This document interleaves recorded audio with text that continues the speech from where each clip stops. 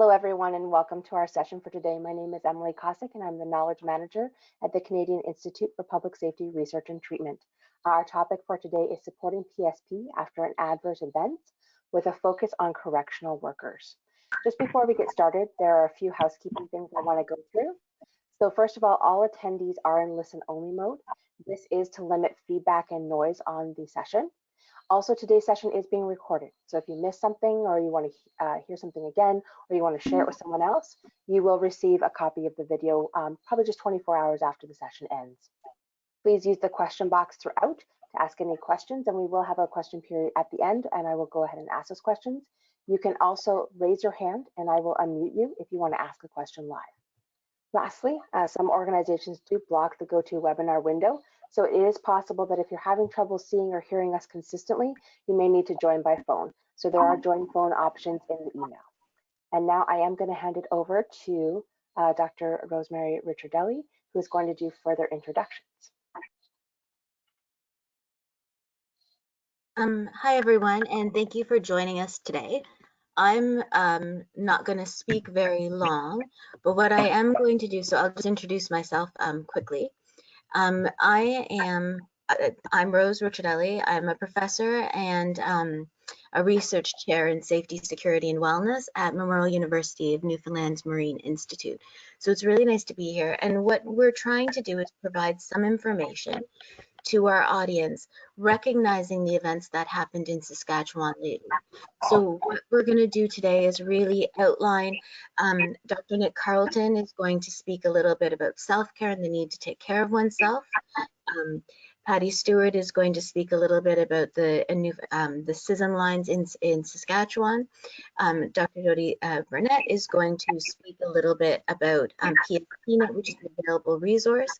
And April as well is going to speak about some of CSC's resources that are available to help people. So the idea in this is not necessarily to be a response to everything that's happened immediately, but we do recognize, and not only do we recognize, but we know, and research shows us that process of investigations and adverse events are potentially psychologically traumatic and can be very difficult. And our purpose here today is to, one, say that we understand this, and even if people are doing okay right now, there's a long road ahead that is going to require investigation.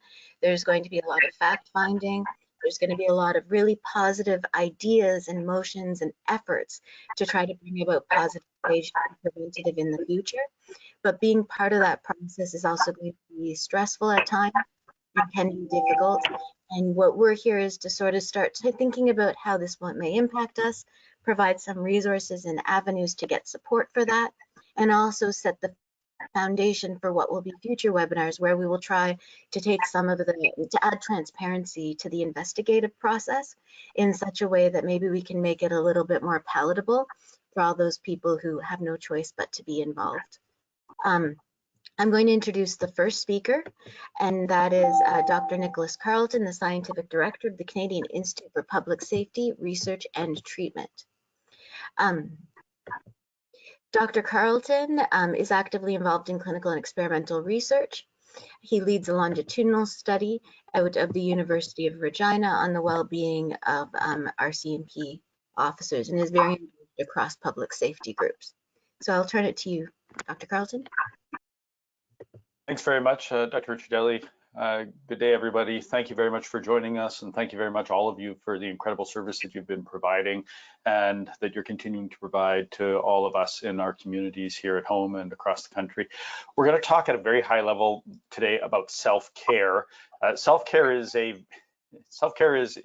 broadly a good idea for all of us all the time. And so what we're going to present in the next few minutes is not a panacea, it's not a cure-all, but what we're hoping is that it's a good set of reminders for you for the evidence-informed activities that we think can help support you during stressful times like you might be experiencing now. So why don't we click to the next slide here and let's proceed. At a really high level, self-care itself involves doing activities that we do to support our own well-being, and those come in a variety of different domains. So our physical well-being, our emotional well-being, our mental and our spiritual, we're going to break those down today. Self-care can very much operate like a battery. So we need to do things to keep the battery levels up, to keep recharging our batteries so that we can continue going on in the future. That's really what self-care is. It can be muddled with a bunch of different things, but at the end of the day, it's the activities we do so that we can maintain ourselves. Let's go to the next slide. Everybody needs to be engaged in self-care in order to maintain good physical and mental health. However, for our public safety personnel, including all of our correctional workers, of course, you guys are involved in extraordinary careers that are really marathons, and those marathons involve repeated exposures to potentially psychologically traumatic events. That's part of the service that you're providing to all of us as your community members. And there are easier and harder parts of the marathon. And I think that what we have been told so far is that for many of our correctional workers right now, they're engaged in a more difficult portion of the marathon right now. So for those who were involved in the events that we're discussing and that we're trying to support you through now, it may be a more challenging time.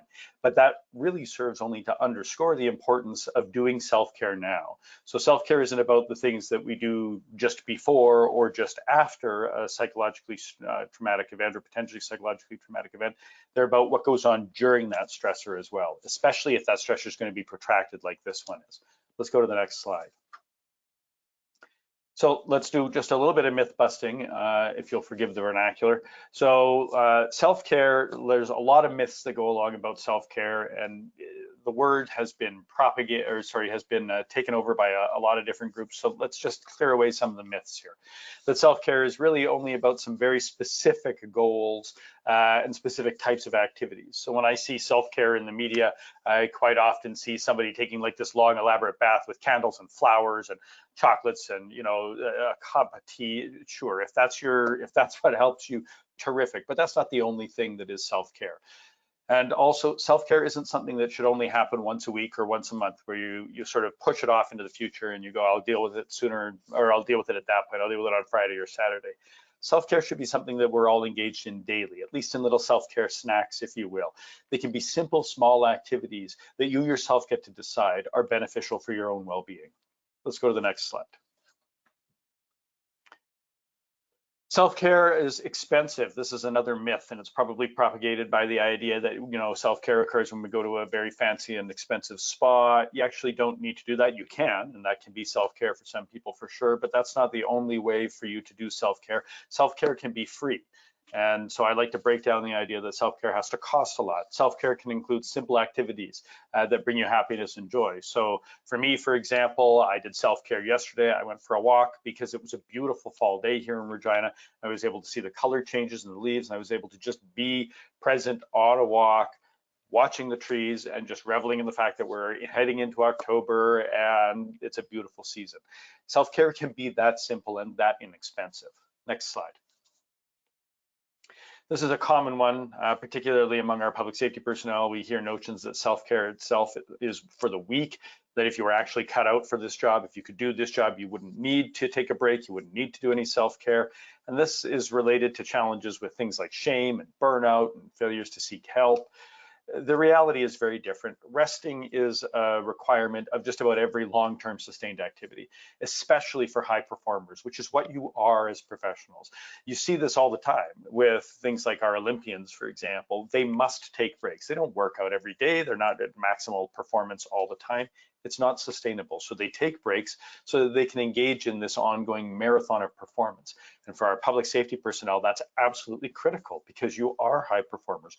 So in fact, taking breaks is perhaps even more important for you. Self-care is perhaps more important for you than it is for the rest of us because of the activities that we are asking of you. And so it is not that self-care is for the weak. It's not that it's a lost cause. It is an essential investment in your ongoing physical and mental health so that you can continue to perform optimally in your roles. Next slide.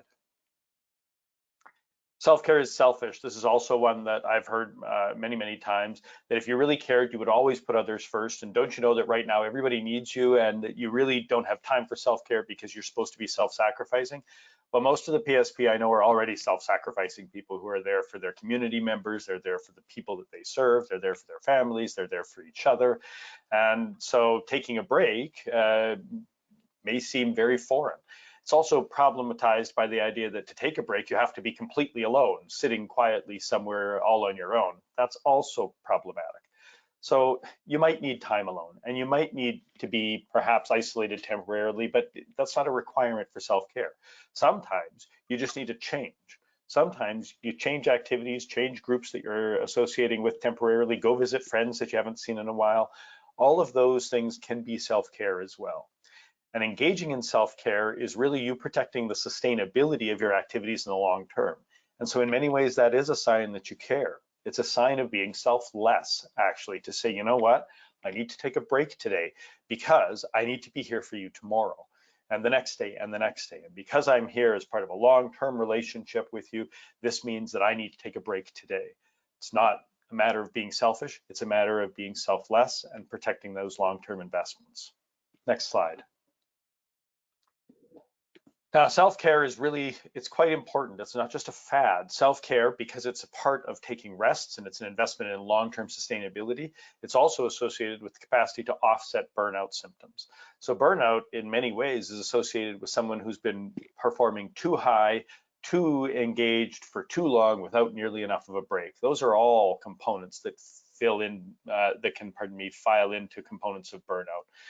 So by not taking breaks, by constantly maximally performing for everyone all the time, no matter what, it sets you up for an increased risk for burning out. And if you burn out, that removes you from the entirety of the equation. Self-care can also go further though. We know burnout symptoms can be associated with mental health challenges. And so by extension, engaging in self-care can not only help to offset challenges with burnout, it can also help to mitigate some of your mental health risks and your mental health challenges because you're taking those breaks, because you're engaging in looking after your own physical and mental health. And that ongoing engagement throughout the stressors and before stressors and after stressors, this is really what buys you capacity and can help to mitigate mental health challenges on a lot of levels. Next slide.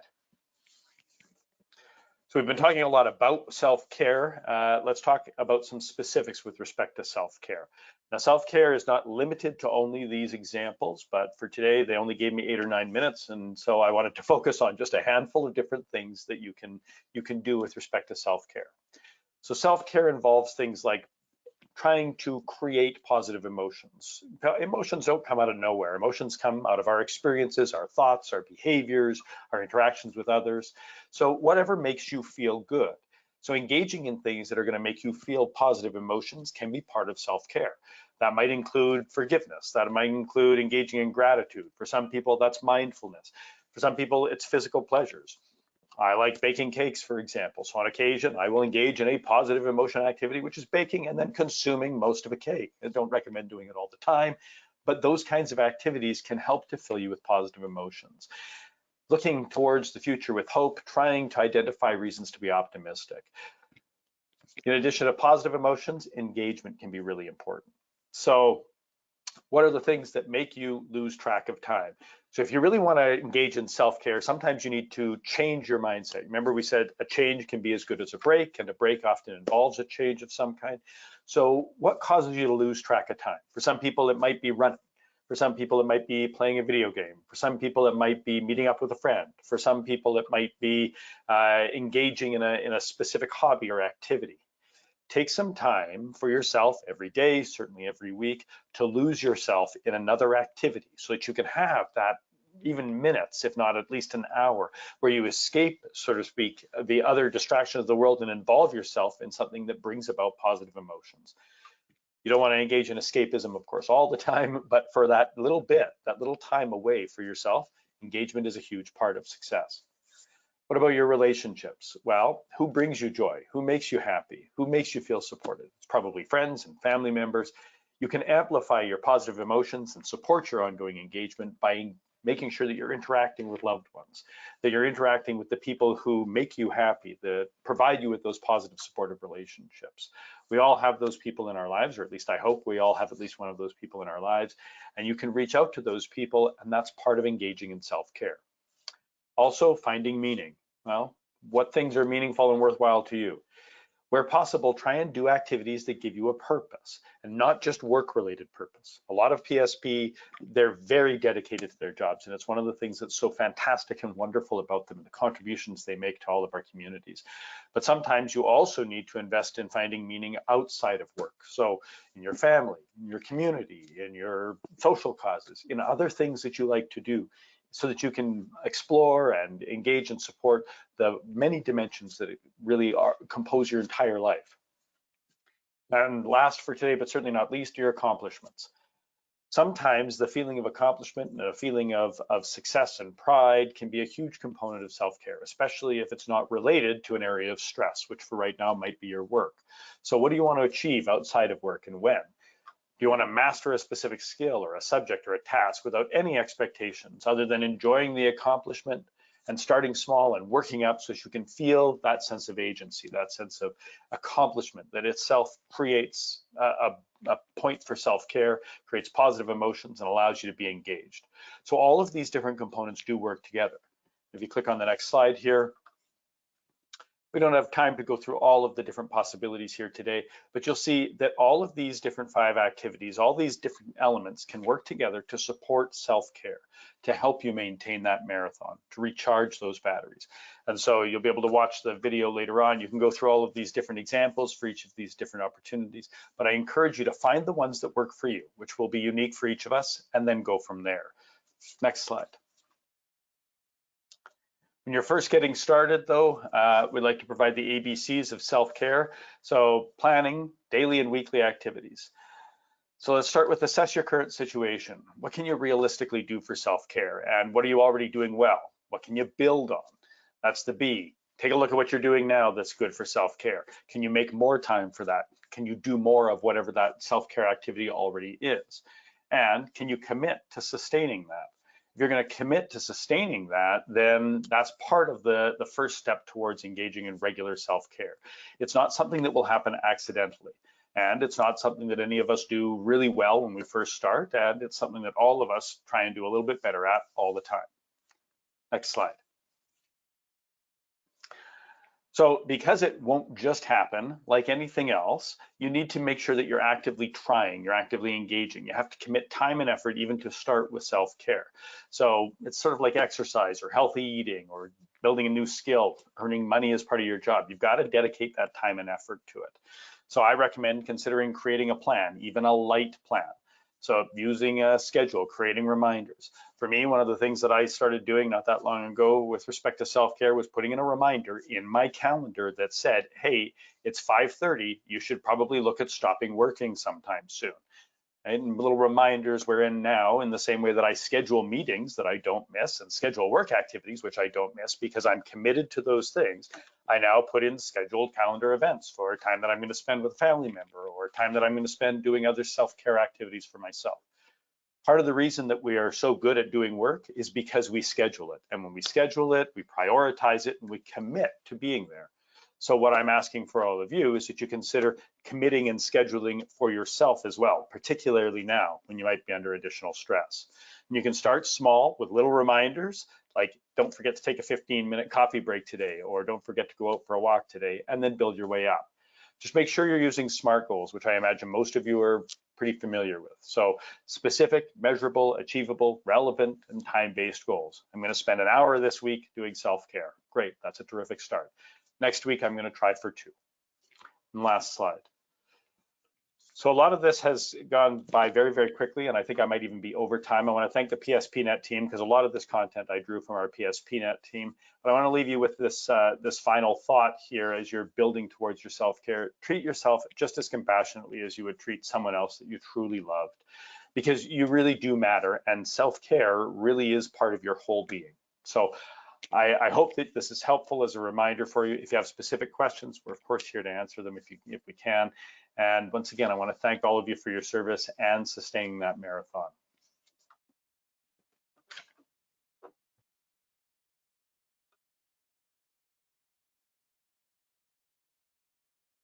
I can't unmute. Oh, I am unmuted. Okay, thank you, Dr. Carleton.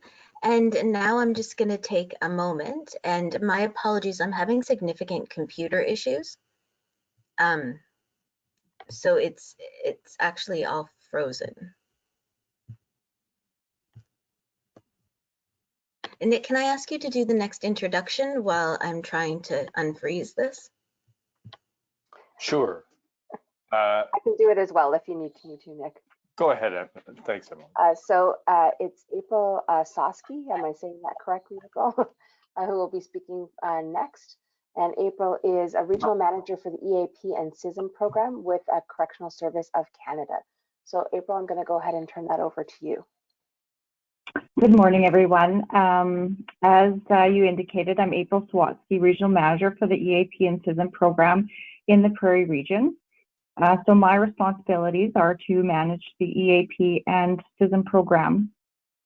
And with our programs, we have about 300 plus volunteers who are dedicated employees who have volunteered their time to assist the mental health and well-being of their coworkers.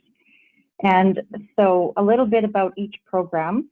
So the EAP program, so the Employee Assistance Program, so we recognize that our staff are the strength and the major resource of our service, and that the well-being and their productivity can be affected by work-related or personal problems. And so we have a peer support program with that program. And so EAP peers are specifically trained in a variety of areas with a focus on mental health. And so they're familiar with resources in their communities. They're familiar with our new employee assistance program that we just rolled out in June called LifeWorks. And they can be sort of your go-to point to access services in the community, or to help navigate LifeWorks, or just a shoulder to someone to lean on and to talk to.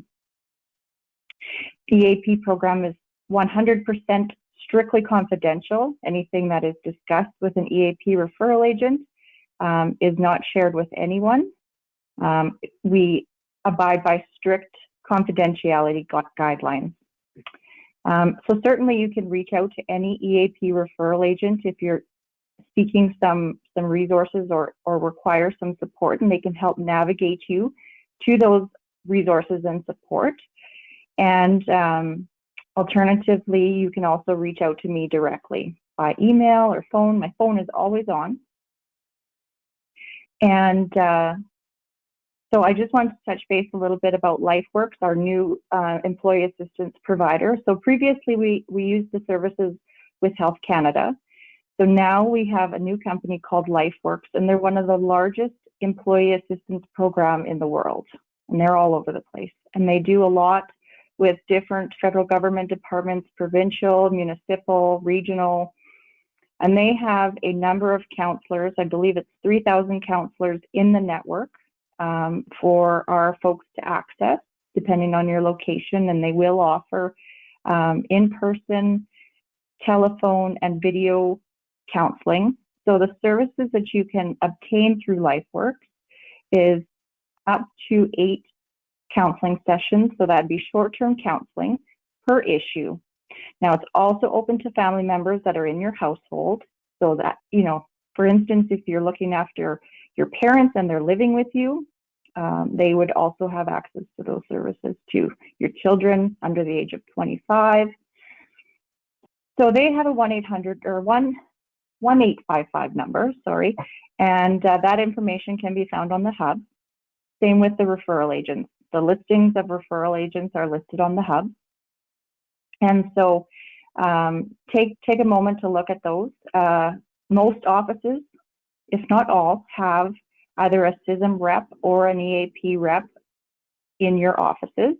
But certainly if you want to go to somebody that you don't know, just for more confidentiality, then certainly you can reach out to anyone across the country just by looking on the hub. So LifeWorks, as I mentioned, up to 8 counseling sessions for short-term counseling. They have a variety of other services available. There's some legal services, there's some nutrition services, fitness services, all kinds of things. They have also provided us with an app. So there's more information about the app on the hub. and how to log in. You can just log in using the CSC login, or you can create your own account. So it's specialized just to you. So in terms of other counseling, we do have a good benefit plan through Sun Life Benefits. And so if you're seeking more long-term counseling, or if you would prefer to have, you know, a specific person or a psychologist that deals strictly with PTSD or what have you, you can see the mental health practitioner of your choice using our Sun Life benefits, and it's reimbursed at 80%. So you pay in the end, you only pay 20%. You do have to pay it up front, and then Sun Life has a handy app that you can submit your receipts, and they usually reimburse within a couple of days. It's quite quick. And benefits, you get up to $2,000 per calendar year of Sun Life psychology benefits or mental health practitioner benefits. And that holds true for everyone in your household. So if your children need support, if your partner needs support, they can utilize that as well. So just with regard to CISM now, so the critical incident stress management. So we provide these services when our employees are involved in a critical incident. And so they're a highly specialized set of peers who have been internationally trained by a company down in the States, and it is well researched, and Patty might even speak about the CISM program, because Patty is also trained by the same international foundation.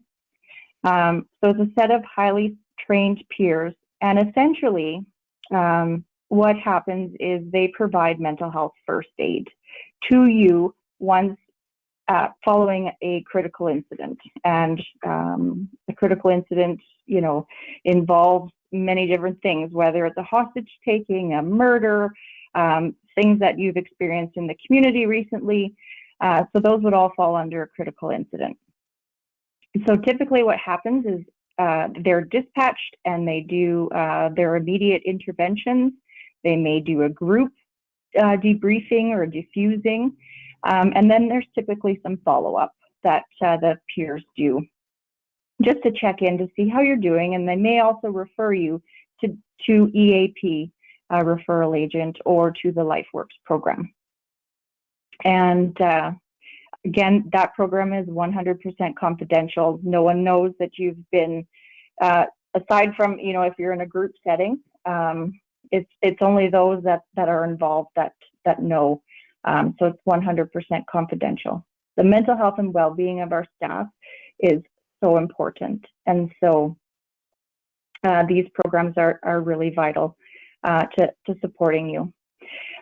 What else I should mention is that, you know, if you're struggling, please ensure that you're speaking with your managers and supervisors and your unions, and, you know, they can help navigate, you know, whether it's, you know, a WCB claim needs to be filed or anything like that. We have a dedicated return to work team that deals with WCB claims. There's also the duty to accommodate policy, so that if there's some struggles there, you can also look at the duty to accommodate area. That information is on the hub, but managers and supervisors and unions are very familiar with those programs as well. So I don't think I have anything else to add, just that, you know, I'm thinking of everyone. I'm here for you. Please don't hesitate to reach out if you need support. Contact me directly. Contact any of your EAP referral agents or your CISM peers, and we just want to be able to support you in the best way that we can. Thank you.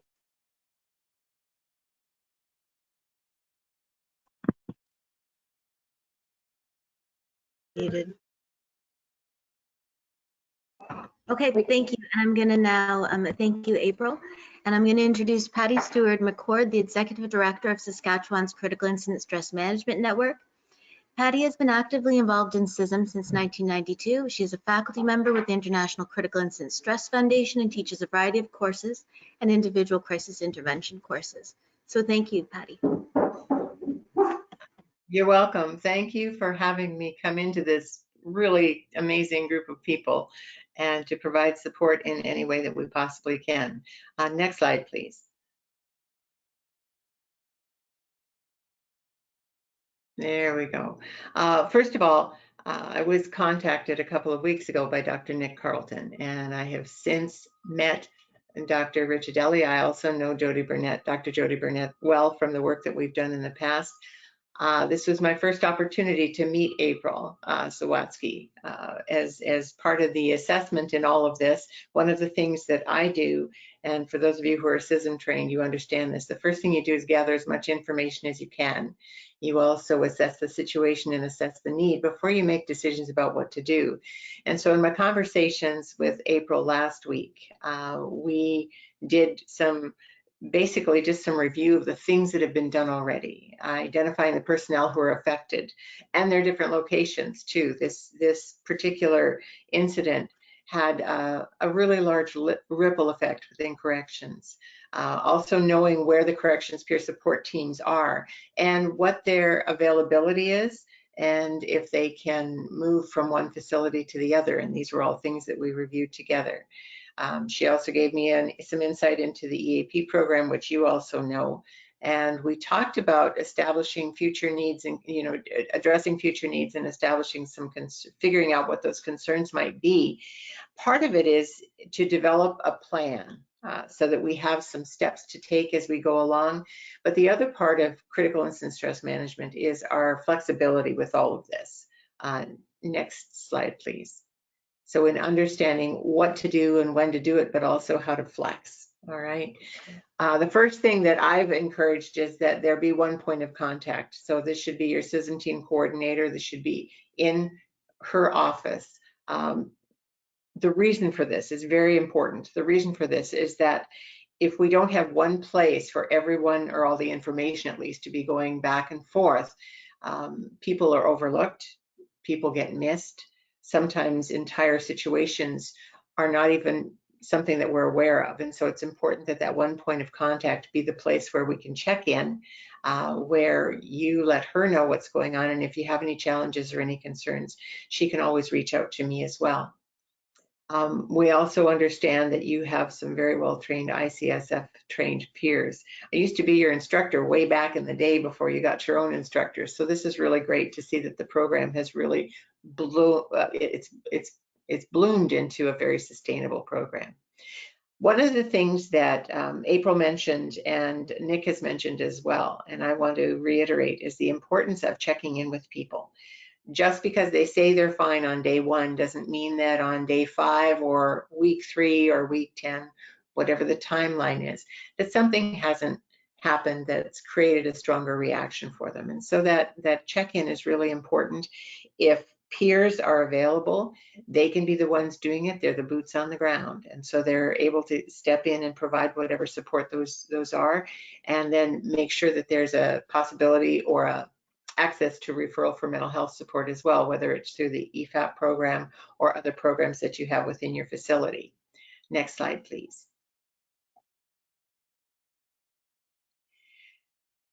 Because the network does not have trained peers in corrections, we had some limitations about what we could do. But in talking to April, I realize you have a great number of well-trained peers already. So it's not the staff power that you need. The peers are there. It is also not necessarily the mental health power that you need as well, but you may be able to learn from a different perspective, some different tools that could be used. And so some of the things that I'm going to suggest fall in line with some of what Dr. Carlton has already spoken about. But we would really encourage some training modules on self-awareness, some brief modules if you haven't done something in your regular in-processing for people who are new in the staff, to understand what cumulative stress is, to understand signs and symptoms of critical incident stress, and realize that acute stress reactions can come along any time after an event. But understanding too that this ongoing situation with the investigation brings with it a whole different level of stress that people may experience and may try to just keep on keeping on through this time, but what it does is exacerbate other events that may happen. And so keeping this in mind, it's important that all of you as staff be very self-aware right now, know when things are changing for you, and also know when to have that conversation with a peer, just to find out for sure, is there anything else that you could be doing for yourself, or are there things that peer support or the other programs within your organization could be doing for you? It's also important to do some preemptive work. We've talked about the educational modules, pardon me. One of the things that I always encourage, especially during an event where there's an investigation, if there are some conversations that can be had beforehand or during that time, where you're doing information pushes. So basically, it might be a crisis management briefing, which is the term that we would use for an information push at a group of people. But anything that educates folks in what to do next, what is coming up for information, so that they're prepared and aware, is going to be very helpful. Corrections officers, all PSP, but corrections officers I know as well, don't like surprises. They like to be able to be prepared for what's coming next. And so giving them some indications of what may be happening in the next weeks to come, but also how to handle that, how to cope with that well, how to reach out if they need something extra.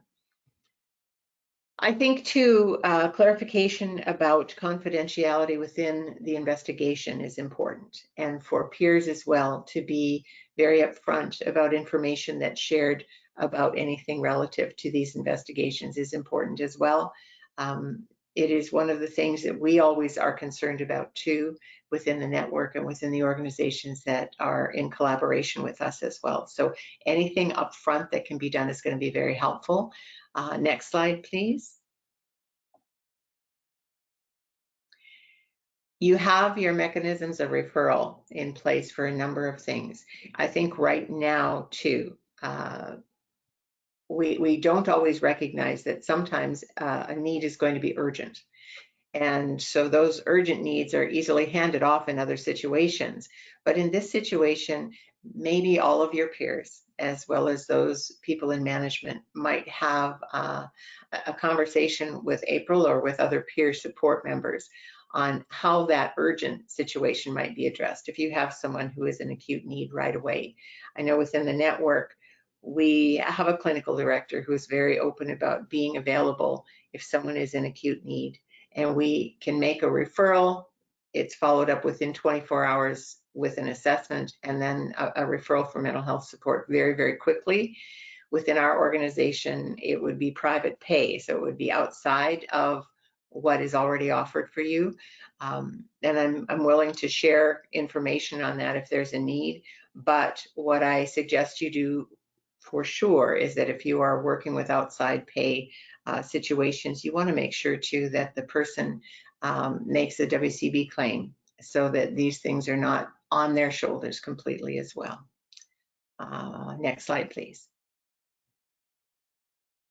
Okay, and I'll be around for a bit after this presentation too to answer any questions you might have. But if you need contact information for me, please just email me at info@saskcism.ca. We have a website, www.saskcism.ca. We are basically set up to provide information, resources, training, and support if needed. And that's my cell phone there as well. Please know that I'll be checking in with April, and I'll be available to her at any time to help create presentations or to help provide resources or information. Anything that I can do to provide support for you, I'm happy to do that and work in collaboration with these fine people on the panel here. Thank you very much. What you do is so important. It's really important right now to take care of yourselves because of that. Thank you, Patty. Now I'm going to introduce Dr. Jody Burnett. She's a registered doctoral psychologist with Saskatchewan College of Psychologists who's been providing service to the general public, specializing in service provision to first responders and public safety personnel and their families for the past 19 years. She is a clinical research associate and therapist at PSPNET with the Canadian Institute for Public Safety Research and Treatment. She is also an adjunct professor in the Department of Psychology at the University of Regina. Thank you, Jody. Thank you so much for having me. Again, just a great opportunity to have this wealth of expertise on this panel. It's tragic that we come together at this time to remind folks that we do need to self-care. As Nick said, it's always time to self-care, but in light of recent events, it's crucial right now that we ensure you have options for supports. So I'm going to give a quick overview of PSPNET and the services that we provide. Next slide, please. So a little background, Dr. Carlton has done extensive work in this area, and really it was a lot of this work that has been a driving force in the creation of PSPNET. We know in the work that you do that there is certainly frequent exposure to potentially psychologically traumatic events.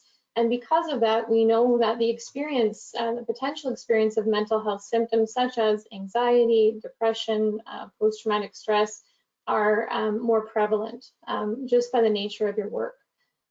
We also know that many PSP in positions just like yourself experience a number of barriers when attempting to access support, particularly face-to-face support, which previous to the pandemic was the norm. We've transitioned now into a lot more virtual care because we've had to, although PSPNET was created before that, so how would we know, hey? But we know there's a number of barriers that exist. Logistically, we know that the distance, so depending geographically where you're located, say in Saskatchewan, for example, if you're in a remote or rural community, access to services can be challenging to connect with. And even right now, we're seeing in our larger urban centers, there's significant delays. It's harder and harder to get connected, with supports right now. So we know that those are barriers that exist. In terms of time, if you look at your, just the nature of your work, shift work, it can be really difficult to prioritize, an appointment for yourself, because we do know that often you're the last person on the list in terms of those that, get your full attention. And that goes for many people in public safety personnel positions. So the time to get away. And as we've talked about today a little bit, the cost. There's some great coverage that you inherently have, but if that exceeds, what's available to you, that can cause some financial strain, which is again another barrier. So we know that those things exist.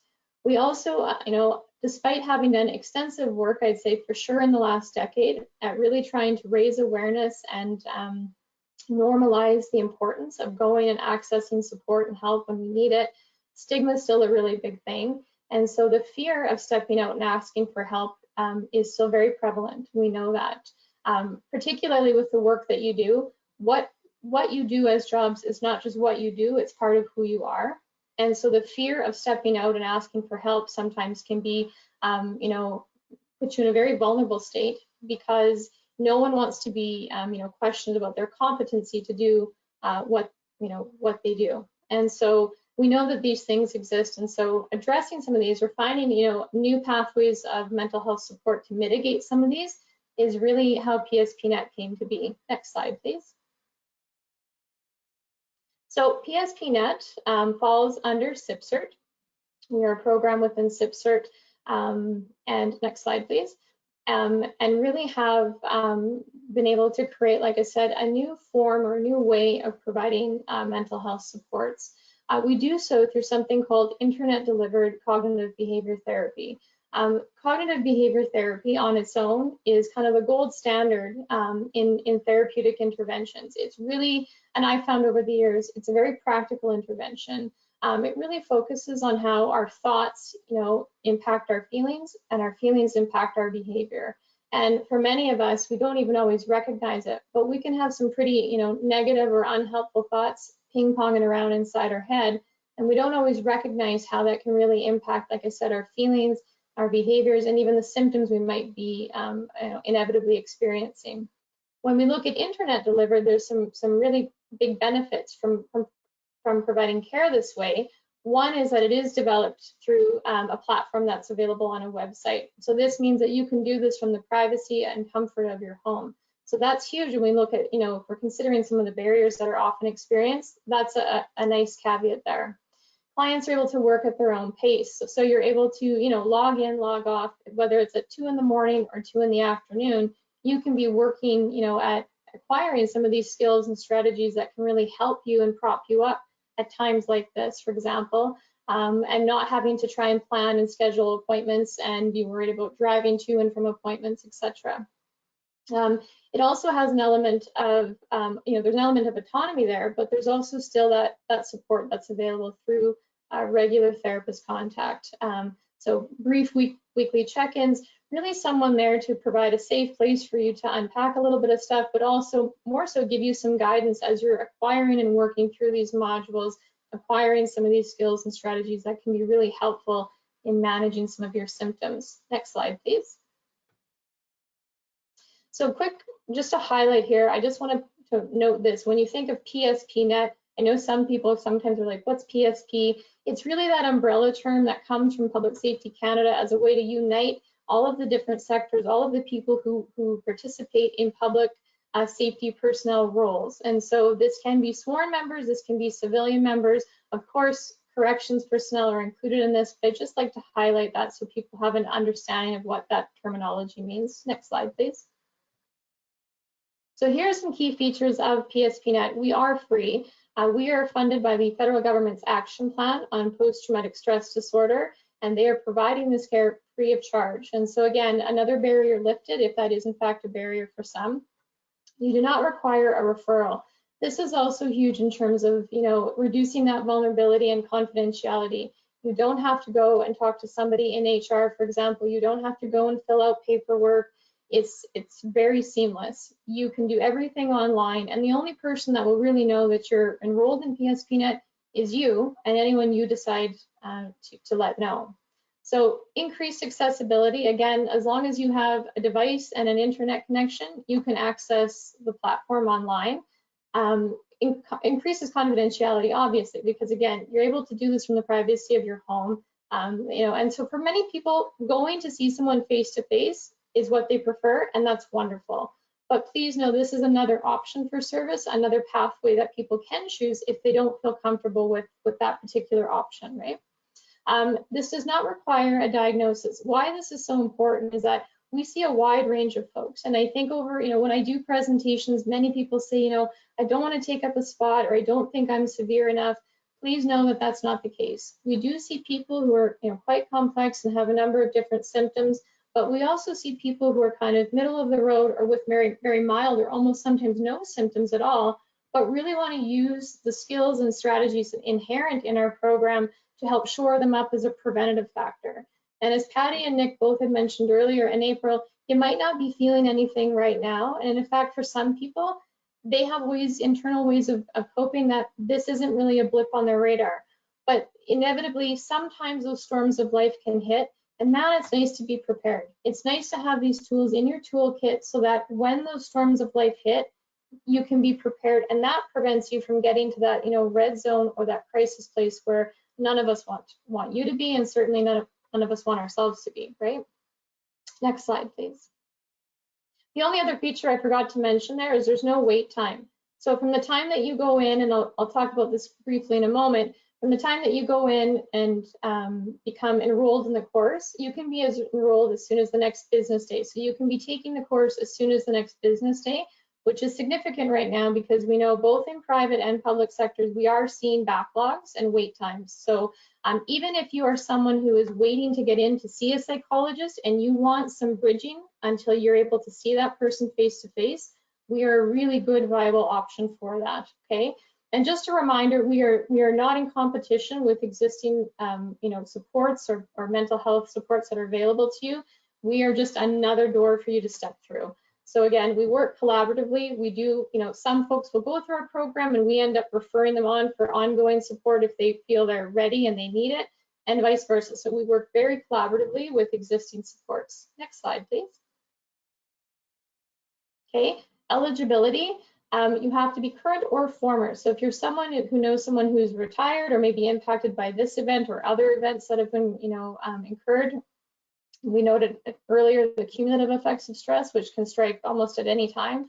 you're eligible. Yes, you can self-report with problems, various symptoms. You might be someone who doesn't have a lot of symptoms, but again, is looking for that preventative, and that's A-okay. You have to be 18 years or older, have some comfortability using the internet. It's a very user-friendly platform. All communications, I should note, with your therapist, for example, in this platform are secure. So we won't be using your work email or your personal email to communicate with you. We'll be using an internal secure embedded email function that's embedded in that portal, okay? Currently, we have eligible provinces in Saskatchewan, Quebec, PEI, Nova Scotia, and New Brunswick. If you know of someone who is not listed, is not on one of these listed sites, we do, if you go on our website, have programming that is available. So self-guided, not with the therapist support, but excellent programs just the same that folks outside of those eligible provinces right now could access, okay? If someone is actively suicidal, we want those folks to go to urgent care, receive immediate care. This is not the right support for them at that time, okay? Even though folks can access the program 24 hours a day, we are not staffed with therapists, nor is our mandate to do emergency care. So I always like to highlight that so folks know that if someone is actively in need of that urgent intervention, please make sure that they are referred to the appropriate sources, okay? Similarly, if we have folks who are, having severe issues with drugs and alcohol, that doesn't mean that you're not eligible. Many PSP do, in fact, cope, use alcohol, use drugs to cope. It's a way of escape. We understand that. Many times we can work with individuals and help replace some of those unhealthy coping mechanisms with much more healthy coping mechanisms, but we'll assess on a case-by-case basis and make sure that this is the most appropriate support for you. If it's not, we will not leave you hanging. We will help connect you with other referral sources. Okay, next slide, please. So I'm cognizant of time. We have a number of different course options. This is our most popular course, our Wellbeing Course. It manages a lot of different symptom presentation at one time. It's offered over the course of 8 weeks. We have lots of flexibility, so we understand that your schedules are not linear. So if you need 10 weeks, you get 10 weeks. So we go up to 16 weeks. We really want to meet you where you're at. The course is designed to have different modules that have different skills based on cognitive behavior therapy that help you right away start to integrate those skills into your day-to-day life to help you start to manage some of the symptoms you might be experiencing. We've got a lot of additional resources here. We've got a lot of really great functionality in each of the lessons. Additional stories, these are stories that were based on other PSP just like you who've gone through similar experiences and can really lend itself to normalizing, in fact, what you are going through right now. So I encourage you to check this out. Next slide, please. We also have a course specific to symptoms of post-traumatic stress.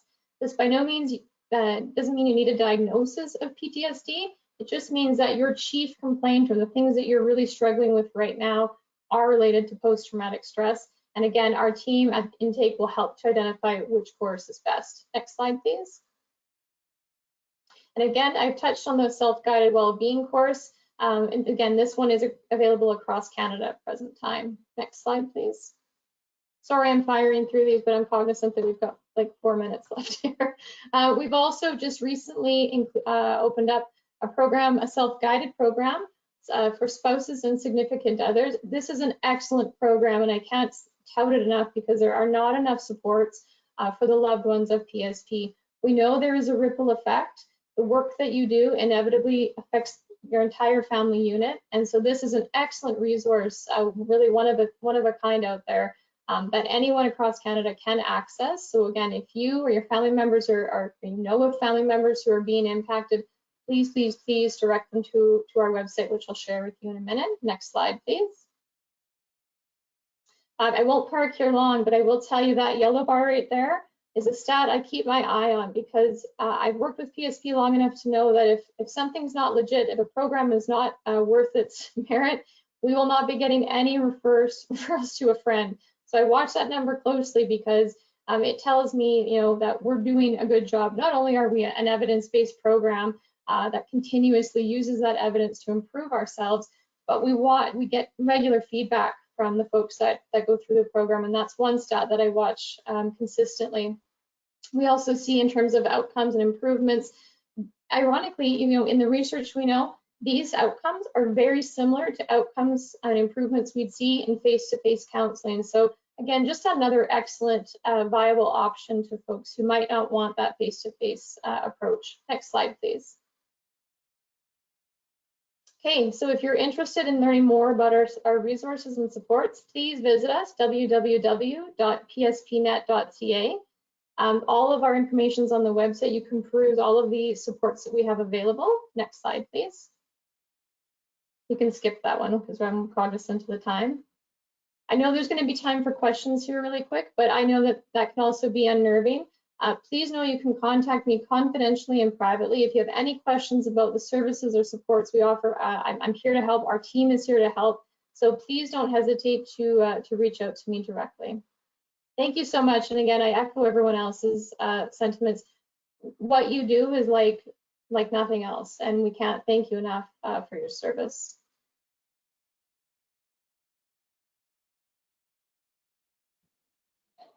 And thank you everyone for joining us today. I'm not sure, I'm going to turn it to Emily. I'm not sure if we have time for questions, but please recognize we're all resources and anyone can reach out at any time. Emily? Yeah, we are right at noon, and I know Dr. Carlton actually does have to leave for another event, I'm afraid. So if anybody does have questions, you can certainly still submit them through the box. What I can do is pass them on to our speakers here today. If you have any other concerns, you can certainly reach out to CIPSRT, and we can connect you with any of the people that you've seen here today.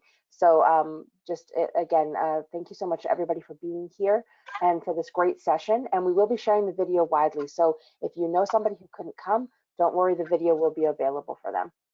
All right, so I'm going to leave it there for today. Again, just reach out to us if you have any questions. Thank you, everybody, for being here today, and stay safe and take care out there.